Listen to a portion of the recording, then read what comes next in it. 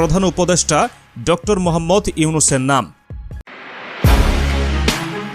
বাংলাদেশের সামরিক শক্তি নিয়ে বিশ্বের বড় বড় দেশগুলোর কপালে চিন্তার ভাঁজ পড়তে শুরু করেছে। একসময়ের তুলনামূলক দুর্বল প্রতিরক্ষা ব্যবস্থা এখন পরিণত হচ্ছে এক ভয়ঙ্কর শক্তিতে। আর এর পেছনে অন্যতম বড় ভূমিকা রাখছে তুরস্ক। অস্ত্রের পাহাড় গড়ে তোলার মতো এক বিশাল পরিকল্পনা বাস্তবায়ন করছে বাংলাদেশ। কিন্তু হঠাৎ কেন এত উদারতা তুরস্কের?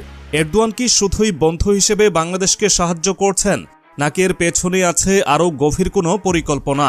বিশ্ব রাজনীতির এক নতুন মোড়ে দাঁড়িয়ে আছে বাংলাদেশ। চারপাশের দেশগুলো যখন নিজেদের সামরিক শক্তি বাড়াচ্ছে, শুধু তাই নয়, এবার বাংলাদেশ পেতে চলেছে তুরস্কের স্বল্প পাল্লার ভয়ঙ্কর মিসাইল সিস্টেম। আন্তর্জাতিক প্রতিরক্ষা বিশেষজ্ঞদের মতে এই মিসাইলগুলো এমনভাবে তৈরি করা হয়েছে যে এগুলো শত্রুর যে কোনো প্রতিরক্ষা ব্যবস্থাকে সহজেই ভেদ করতে পারে। এমনকি প্রতিবেশী দেশগুলোর সামরিক ঘাঁটিতেও এগুলো কার্যকর হতে পারে।